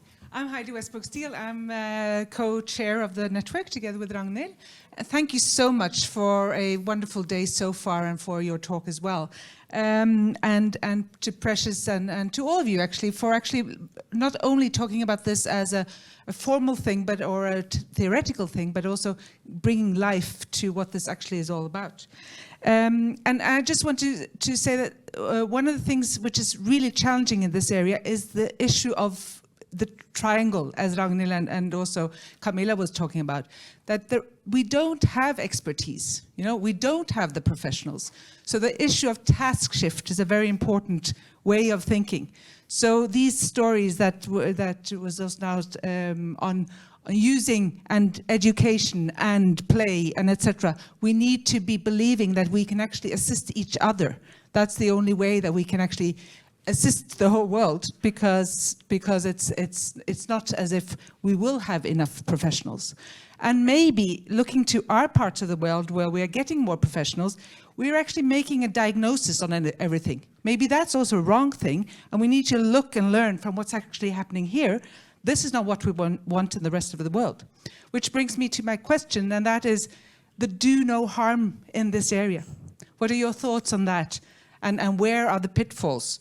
And I think this is where we need to be looking, because we might fall in pitfalls if everyone goes looking too much on the issues of mental health. And therefore, maybe psychosocial support is hugely important. So thank you. Thank you. We'll do 2 questions at a time so we can go there. Yeah. Thank you very much. My name is David. I'm a professor in public health from Oslo Met. I think my main concern so far has been, because the discussion has been much more on acute and emergent settings, like we take examples from Ukraine and examples from Gaza. I would like to, take reflection to conflict emergencies, which has been protracted, like where children born, grown up, start establish families across generations in emergency camps, like in Dadaab, in Kenya, some other even, like Syrian refugees in Lebanon. So the question of sustainability, I mean, especially in mental health support, it's very critical. So what I would like to hear from you is, access to education, integrating psychosocial support in school are not really enough, to build a sustainable system in these communities. Like these camps, refuge could be a natural experiment. Some of are established in 1990s. So far, I would like to hear whether there are some evidence, try to understand the impact across generations, because emergencies are not really kind of 5-6 years like interval. It stayed like for generations. So please give us some light for such protracted emergencies as well. Thank you. Thank you. We have 2 questions. Also, patients, if you want to answer any of the questions at any moment, it's very hard to say if you raise your hand, even though you're in a big screen here, but just unmute yourself and say something, and I'll give you the word. just so you know. Yeah, Okay. perfect. I would like to respond to the first question about do no harm. So, how to actually ensure that we're not causing more harm than good is one, by developing a measuring tool. Of course, we need to develop and design advocacy tools, and also more like a monitoring and evaluation tool to ensure that what we are actually preaching in these communities are doing more good than harm. Then another thing is comparing experiences and works. Of course, as we are all here, we have different experiences. We have people from Lego Foundation. We have the Right to Play. We have someone representing UNHCR, Save the Children, Norwegian Refugee Council, and all of that. So when we come together, we form a force to compare ideas, to compare experiences and our works, and see how we can get one or two information that can help out in other situations, like the success stories recorded in other countries. So thank you so much. Thank you, Patience. Any of the two questions? Yes, Sigurd? Thank you. Well, you don't ask easy questions. But maybe one response to the do no harm question is, I mean, it's an incredible important kind of flag to have up at all times. And sadly, I do have experience from within my own organizations where we haven't been careful enough. And it's so easy to kind of just roll out the program and not kind of check along the way if things are really happening in the right way. And one incredibly important kind of security mechanisms is to always ensure that you have a strong child participation component, and that you are careful to check with the children involved in the program how they experience this. And then if there are some unintended negative consequences, you will be much more likely to actually catch that at an early stage, or early enough. So that's maybe one little answer to your very big question. You could talk about the protracted crisis question, one of you two. Jennifer? Yeah. Thanks so much. And thank you for mentioning that. And I think this is what I was trying to sort of hint at the beginning, that, you know, when we look at MHPSS in refugee context, it isn't just the emergency. There are all sorts of statistics, and some say 13 years, some say 17 years is the average duration that people are refugees, and many are born into those contexts. And I don't think that we actually have enough evidence and information on this. And I think it's, having chatted to friends who are MHPSS specialists, I think it's relatively recent. My own father's a doctor, and he would rubbish me for saying this, the idea of generational trauma, and the trauma that is passed down even through the body. And so that's a relatively new concept for many professionals, and those people that sit at the top of the pyramid, and their intervention. So I think we really don't have enough information on that. And that's where sometimes the life skills, the emotional skills, the more non-specialized interventions of building those emotional capacities and the ability to talk about issues, but also just to be able to be resilient, and, you know, we all need that. And those are some of the things that seem to be working in those contexts. So like the Sport for Protection program. I've also seen some, you know, just life skills and girls empowerment programs being super effective and having that impact in those contexts that are maybe a little bit removed from the immediate trauma. Because often the people that have fled may also have fled prior to actually witnessing events. And may also be experiencing issues of guilt, and guilt that they are safe while others are not. So I think it's a very complicated scenario, and one that we don't have enough evidence on. So thank you for the question. Thank you. I just need to ask, are there any questions online? Nope. Okay. I was told, take your 1 hour. We have a buffer in time, so it's 2 last questions over here. Yes. Yeah, thanks so much. Hi, everyone. My name is Elise Leonard. I am an education advisor with Save the Children. And maybe building on what Patience was saying at the end of this, the high importance of sharing what we know, sharing our best practices, sharing some good measurement tools would be helpful. Unfortunately, I don't see this in my experience when you're in an actual response, right? You sit at the cluster meeting, everyone's talking about how we need to be doing more social emotional learning, we need to be doing more PSS, but everybody has their own tools and is rushing to respond to different calls for proposals, et cetera. So we waste a lot of time, I think, actually not sharing among each other what works in, if you already have a social emotional learning guide in Creole and there's an earthquake in Haiti, can't we all agree to use that? So my question is, how can we concretely work better together? I think I actually stole that from you, Jill, sorry. What opportunities do you see? What can we do as humanitarian actors? What can we do as donors? What can we do in the coordination structures? I'd just like a couple concrete examples so we don't have to wait till next year's conference to work together. Thank you.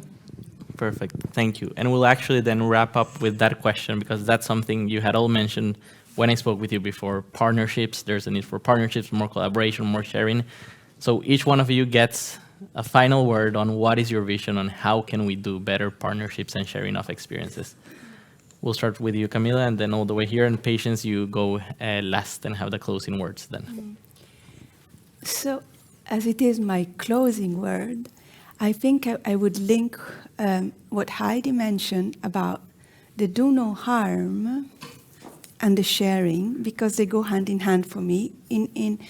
I think that with a lot of humility, you say in English, we need to recognize that we are not reaching all the children and adolescents and youth that are in need. And with a lot of humility, we need to think about a paradigm shift and really rethink how we are collaborating. Now, internally, we are having a very big discussion on how to maintain the quality when we scale up, how we do go into the do no harm approach, while we all need to share more. And I would say that we're looking into models and approaches, maybe the white label approach, where you could share a program and allow local partners, international, or whoever, to adapt, contextualized, and maybe have a different title, but based on the same principles and on the same structure. So that quality assurance goes hand in hand with the do no harm. And this is why it's so complex. But I think that, and this is where for sure NRC is going into the direction of shifting from the Right to Wellbeing initiative to the Together for Wellbeing, and looking on how we reach more with less. Thank you. Sigurd. Yeah, thank you. Good question, Elise. And we have a double kind of coordination issue here, because partly it's about coordinating different actors, like for instance you would do in an education cluster, but at the same time we have to coordinate across sectors. So I mean, when you have a stable government who can take lead, that's perhaps easier to have systems where you can also connect different ministries responsible for education, health, protection. In an emergency situation with a non-functional government, we actually should perhaps challenge the way we structure coordination within the UN system with thematic coordination clusters. And I mean, not even diving into the problems within coordinating a certain thematic cluster, also then to coordinate across is a specific challenge for an area like MHPSS. So no quick answer or solution, but we have to understand the challenge properly. Yeah. Thank you. Jennifer. Okay, thank you. Yeah, you really don't ask easy questions. I think this is, one of the key issues that really bedevils the work that we do. That on one hand, there is the push and the humanitarian incentive to share and to partner and to make common commitments, common advocacy, common pledges. And on the other side, there's it's essentially competition for funding. And some people have written about this as being cooperation and competition together. But at the end of the day, what I see most is that it comes down to competition. And this is that we are not, the way we are organized, even with requests for proposals, submissions, competitions, bids, it doesn't incentivize that white label sharing, and everybody comes with, this is my approach, and it's the best approach, and it's my branded, and it's got my logo, and it's super important. And this is the constant tension that we have. And this is where I would still say, even in less stable settings, working with governments can be that entry point. By saying that this should not be reliant on these add-on short-lived programs that don't always have the multi-year financing that you mentioned, Jill, that if we can try and embed and strengthen those systems, it may be less technical, less specialized, but it may just raise the floor for everybody that way. So that's my take. Thank you. Thank you. Patience. Okay, so adding to what Camilla, Sigurd, and Jennifer has said, actually there's so much action mentioned, but the truth is we can't take these actions without having an agreement. So first of all, we have to agree, we have to have an agreement here. We all have to commit, both LEGO, Foundation, Right to Play, ECW, UNHCR, and all the representatives, all the organizations represented here, SAD, and all of us. We have to commit to this. We have to form a powerful force. We have to come together to form a powerful force and have a bigger conference where we'll have government representatives seated, government representatives from different countries in Africa and other continents seated to listen. We'll also need to hear from experienced persons like me, people who have had firsthand experience about the crisis and how it had affected them, and also move towards creating these tools, and also work towards comparing ideas, just like Jennifer mentioned. So I am a very practical person. I love to deal on practicals than theory. So if you don't mind, I will seek just a few seconds of your time to please ask all of us to rise to our feet and raise our hands as I'll be reading out a pledge, just very short one. Let's do this little exercise, please. Thank you so much.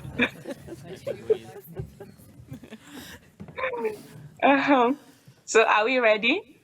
Yes, we're ready. Okay, can we do this? Can I see everybody's hands like this, please? Thank you. So I, Patience Obamieje, can you mention your name? I, Patience Obamieje, commit to learning, and supporting MHPSS at all levels and in all countries. Thank you so much. And I look forward to having more better time with you all. Thank you so much. Thanks a lot, Patience. And I think there's no better way than ending this panel than with that activity. So thanks for everyone. Thanks, Right to Play, for organizing this. Thanks for your time as well.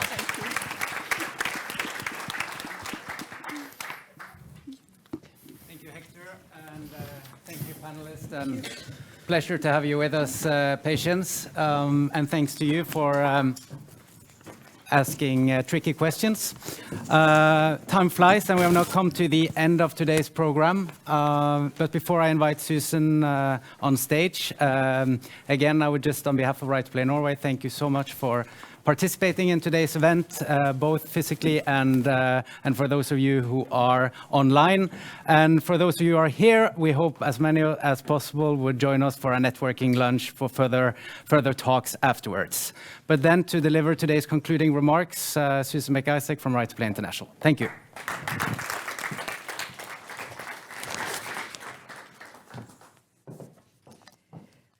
Thank you, Lars-Erik.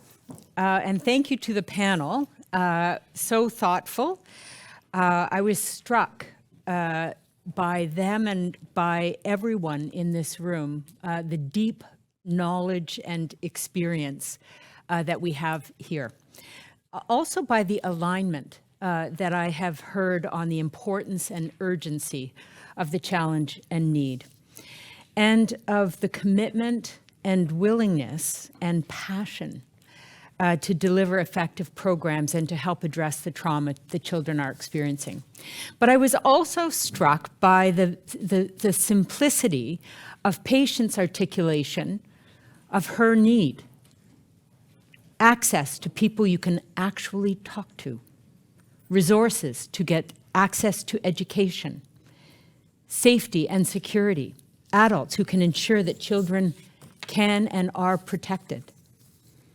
We know that mental health and education are human rights. Both are crucial for social and economic development, and they have a reciprocal relationship. We have heard how important it is to support children's MHPSS and holistic development. And we know that schools can be safe havens and can foster a sense of normalcy, dignity, and hope in crisis. All of us here agree on the need to prioritize MHPSS as a foundation for children's futures. But MHPSS in emergency still remains underfunded. We need more long-term flexible funding in places where crisis is happening. We need to work together to address resource gaps, to build a robust evidence base, and to make a case for support to donors and governments. And wherever possible, we should find ways to work through and strengthen systems that support children and their communities. Ultimately, when we invest in mental health and PSS, we invest in hope, and hope transforms lives. Allow me to say a few thank yous to those who have been involved in today's conference. First, to today's speakers, thank you to Bård Vegar for his impactful keynote introduction, showing NORAD's key role in this. Thank you to Diana Nelson, Jill Popp, and Ragnar Didball for their presentations that span the global, donor, and Nordic perspectives. Thank you to Hector and our panel moderator and patients Sigurd, Camilla, and Jennifer for their thoughtfulness in this panel discussion. Thank you also to Lars-Erik for leading us through this morning's session as today's conference moderator. I mentioned Ragnar earlier, but I also want to say thank you to her as the co-chair of the Global Mental Health Network, our partners at today's event. I want to thank my own team at Right to Play Norway that have worked really hard to bring all of this together today. And finally, my sincere thanks to all of you here in the room and online. Your participation has really made this meaningful. I've certainly learned a lot, and I've enjoyed having bilateral conversations with you and hearing about the good work you're doing and the passion you carry. As we close, let me leave you with one word: momentum. Momentum to take forward the ideas, learnings, and solutions from today's conference. Momentum towards the preparations for the next Nordic MHPSS conference here in Norway, with MHPSS linked to education in crises and conflict as the key theme. And momentum towards creating greater clarity in making the case as to why mental health and psychosocial support must be integrated into education to tackle the challenging times ahead. and towards making sure that children and young people's voices are at the center and are the driving force of all of the discussions. At Right to Play, we want to continue to work with others and facilitate the growth of this momentum into the focus, results, and funding that we all need and want. Only together can we maintain this momentum and give hope to children and young people for a brighter future. Thank you very much, and I look forward to chatting at lunch.